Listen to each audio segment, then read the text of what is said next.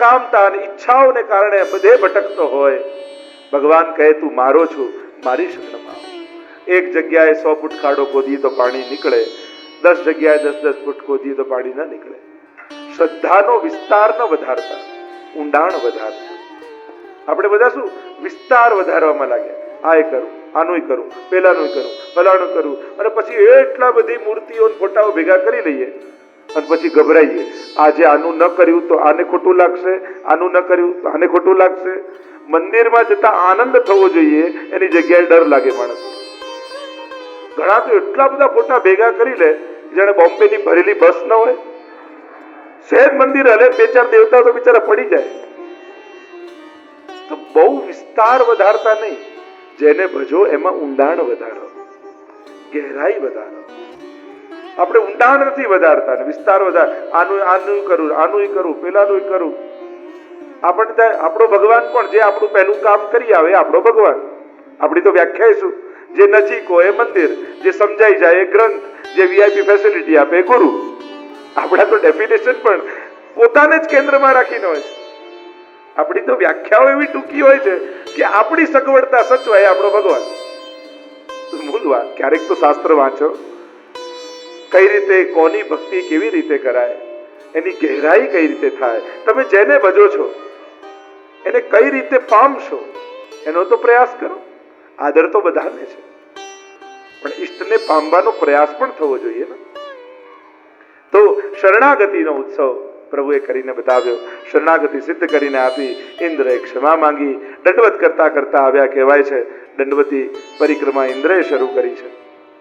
ક્ષમા માંગી, અભિષેક કર્યો, પ્રભુનું નામ પડ્યું. બોલો ગોવિંદ ભગવાન. ગોવિંદ પ્રભુ બને. અહીંયા જ ગોર્ધનનાથ પ્રભુને વંદન કરીએ. કથા આગળ લઈ જવી છે, કારણ કે આખું પંચાધ્યાય મારે તો છેક પ્રભુને દ્વારકા મોકલવાના છે. રાસ પંચાધ્યાયની કથા આવે છે આગળ. અધિકારીજનોની કથા છે. શાસ્ત્રોની દરેક વાત બધા માટે નથી હોતી. જેવો જેનો અધિકાર એવી એને પ્રાપ્તિ. નાનું બાળક કોઈ આપણને પૂછે કે કાર કેમ ચાલે, તો આપણે સ્ટેરિંગ બતાવીએ, આ નથી. થોડોક મોટો યુવાન પૂછે કાર શેનાથી ચાલે, તો આપણે પેટ્રોલ. અને ઓટોમોબાઈલ એન્જિનિયરિંગ કોઈ કરતો હોય એમ કે કાર કઈ રીતે ચાલે, તો આખું એન્જિનિયરિંગ સમજાવીએ. તો અમુક કથાઓ એવી છે કે જેને જેવી સમજ, જેનો જેવો અધિકાર, એવી ચર્ચા એની આગળ થાય. આજ સુધીના જેટલાય ધર્માચાર્યો થયા બધાએ આ રાસ લીલાને પરમ લીલા કહી. અને રાસલીલા એટલે કોઈ ગરબો નહીં. આપણે જે રાસ કહીએ છીએ એ તો એક પ્રકાર છે નૃત્યનો. રસાનામ સમૂહ રાસ. એવી લીલા કે જે લીલામાં સર્વ ભગવદ રસોનો અનુભવ એક જ લીલામાં થઈ જાય, એ રાસ. અલ્પાનંદને પૂર્ણાનંદ બનાવવાની પ્રક્રિયા એ રાસ. જીવાત્માને પરમાત્માનો અનુભવ કરાવવાની પ્રક્રિયા એ રાસ.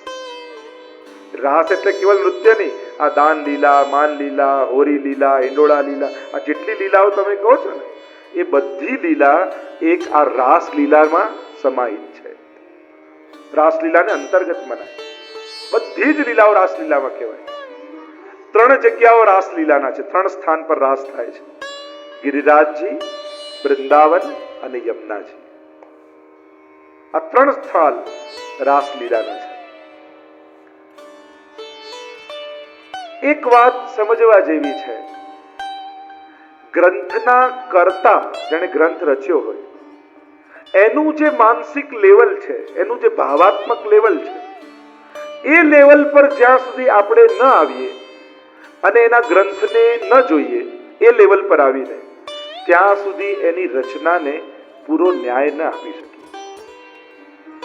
કારણ કે આ ગ્રંથ કોણ ગાઈ રહ્યું છે? સુખદેવજી. સર્વભૂત હૃદય, જેને ઈશ્વર સિવાય આ દુનિયામાં બીજું કંઈ દેખાતું જ નથી, એવા સુખદેવજી કોની આગળ કહી રહ્યા છે? 7 દિવસમાં જેનું મૃત્યુ થવાનું, અને એમાં પણ હવે 2 દિવસ રહ્યા છે. એવા પરીક્ષિત મહારાજ, સંપૂર્ણ વૈરાગ્ય જેના મનમાં છે, તો એવા શુકદેવજી જેવા મહાપુરુષ કોઈ સ્ત્રી પુરુષના નૃત્યની વાત કરશે? ના. ભગવાન અને ભાવનાઓનું આ નૃત્ય છે. ભક્તની ભીતર રહેલી ભાવનાઓ એ જ ગોપી છે. ગોભી ઇન્દ્રિયૈ કૃષ્ણ સપિબતી ઇતિ ગોપી, જેની સર્વ ઇન્દ્રિયો કેવલ કૃષ્ણ પરક છે, કૃષ્ણ રસનું પાન કરે છે, એ ગોપી છે. અને એટલા માટે સુખદેવજીના લેવલ પર જ્યાં સુધી જીવ ન પહોંચે અને એ આ રાસલીલાને ન જુએ ત્યાં સુધી આ લીલા આ કથાને પૂરો ન્યાય ના આપી શકાય. તો આ પરમ લીલા છે, ઇન્દ્રિયો દ્વારા ભગવત અનુભવ કરવાનો પ્રકાર છે. તો એક વિશેષ અધિકારી માટેની આ ગાથા છે. અને રાસલીલા કેવી છે? પરીક્ષિત મહારાજને પણ જ્યારે સંશય થયો, વિચાર કરો, પરીક્ષિતજીને પણ સંશય થઈ ગયો અને પૂછ્યું કે આ રીતે ઠાકોરજીએ સ્ત્રીઓ સાથે વિહાર ને રાસ કેમ કર્યો? ત્યારે સુખદેવજીએ કહ્યું, પરીક્ષિત મહારાજ, આ કેવી લીલા છે? રેમે રમેશો વ્રજ સુંદરી ભી યથા પ્રતિબિંબ વિભ્રમ. એક નાનું બાળક અરીસામાં પોતાના પ્રતિબિંબની સાથે ખેલ કરતો હોય એવી આ નિર્દોષ લીલા છે. કારણ કે આત્મકૃતે જ પરિણામ હતા. ગોપીજનો પણ પ્રગટ ક્યાંથી થયા છે? ભગવાનમાંથી. અને આ હાથને પકડે, એમાં કોઈ વિકાર નથી, આ એક પ્રક્રિયા છે. તો આ રાસલીલા બહુ ગહન વિષય છે. કઈ રીતે પરમ તત્વ રસો વૈ સહ, વેદે ભગવાનના 2 રૂપ કહ્યા છે, એક જ્ઞાન સ્વરૂપ અને બીજું રસ સ્વરૂપ. તો જ્ઞાન સ્વરૂપની ચર્ચા તો શાસ્ત્રોમાં ઘણી થઈ. કઈ રીતે જ્ઞાન રૂપ પરમાત્માને અહમ બ્રહ્માસ્મિ સુધીનો અનુભવ, કે તમે એક છો, એ એકાત્મતાનો અનુભવ જ્યારે થાય ત્યારે ભગવત્તાનો આનંદ જીવને પણ અનુભવાય છે. એ જ્ઞાન રૂપ પ્રક્રિયા. અને બીજી રસરૂપ પ્રક્રિયા. ભગવાન રસરૂપ છે અને રસરૂપ પરમાત્માનો જીવાત્મા અનુભવ કઈ રીતે કરે, અને અનુભવ કરી સ્વરૂપાનંદનો અનુભવ કરવાની પ્રક્રિયા. 3 પ્રકારના આનંદ શાસ્ત્રોમાં કયા? વિષયાનંદ, બ્રહ્માનંદ અને ભજનાનંદ અથવા સ્વરૂપાનંદ. વિષયાનંદ જે ઇન્દ્રિયોનો આનંદ છે, બ્રહ્માનંદ જે મોક્ષનો આનંદ છે, અને ત્રીજો છે ભગવત સ્વરૂપનો આનંદ અનુભવવાની પ્રક્રિયા, રસરૂપ પરમાત્માના અનુભવની પ્રક્રિયા. જેમ એક જ કેરી હોય, એને થોડોક ભાગ કકડા કરીને ખાઓ, થોડોક ભાગ રસ કાઢીને ખાઓ અને થોડોક ભાગ સીધો મોઢામાં મૂકો, એ જ કેરી પણ રસાસ્વાદની પ્રક્રિયાને કારણે રસ જુદો આવશે, સ્વાદ જુદો આવશે.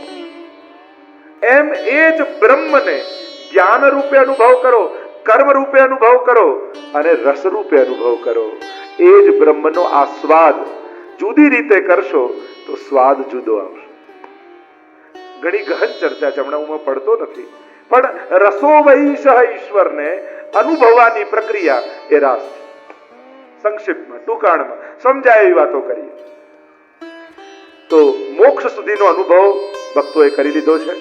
3 પ્રકારના ભક્તો, સ્ત્રી પાત્રો, સ્ત્રી ભક્તો 10મ સ્કંદમાં મળશે.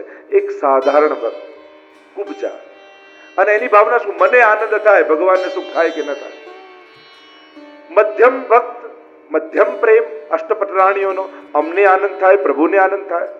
અને ઉત્તમ પ્રેમ ગોપીજનોનો, અમારું જે થવું હોય થાય, મારા પ્રભુની પ્રસન્નતા થાય.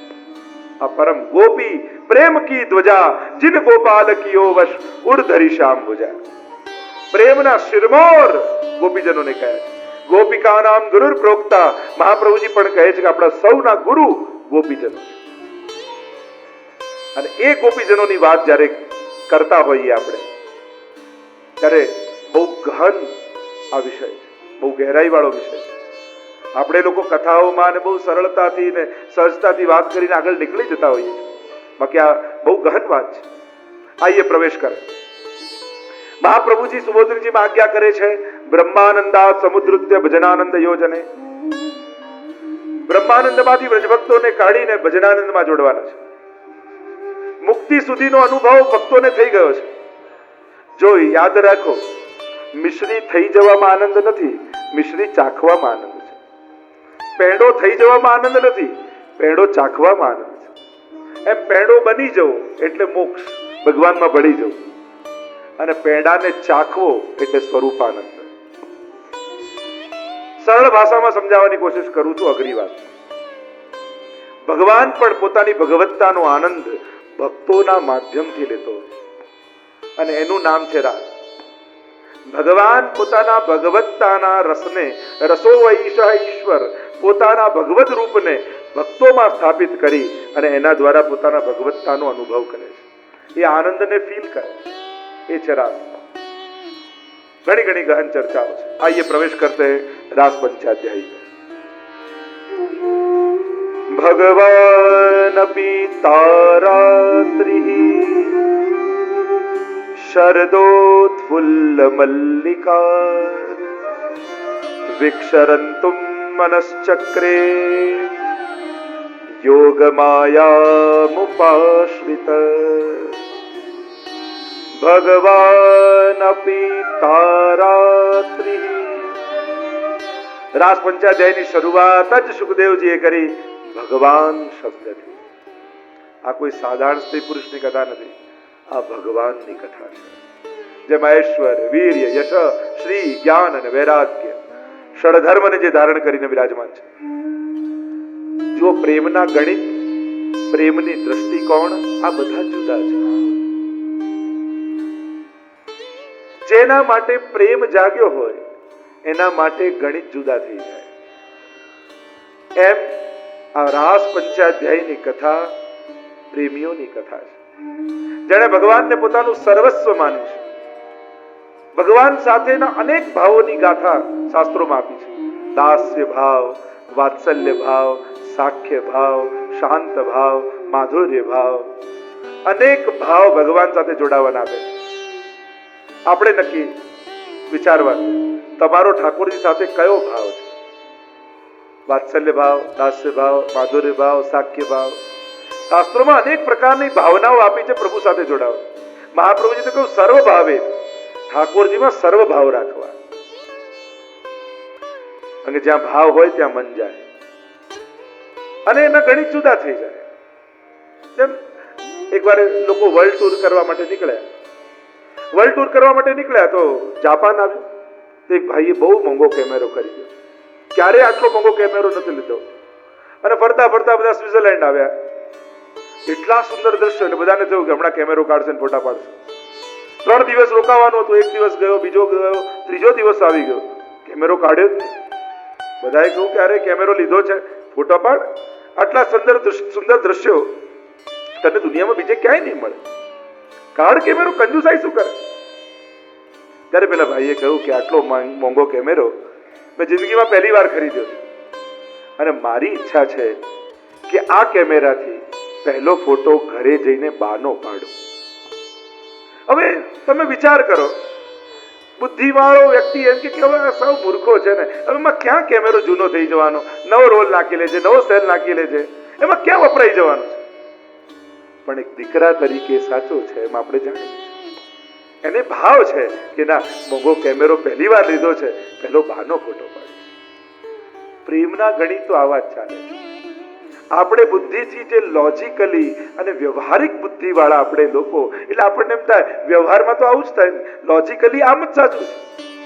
પણ પ્રેમમાં લોજિક ચાલતા કોઈના માટે ફિદા થઈ જાય, કોઈ મરી જાય, આપણે કે આમાં ક્યાં આમ કરવાની છે? પણ એ પ્રેમ વાળો વ્યક્તિ, એના દ્રષ્ટિકોણો જુદા હોય છે. આ પ્રેમની ગાથા છે, રાસની ગાથા. ભગવાન શબ્દથી પ્રારંભ કર્યો. તા રાત્રિ, જે રાત્રિનું વચન ગોપીજનોને આપ્યું હતું, એ રાત્રિને ઠાકોરજીએ જોઈ.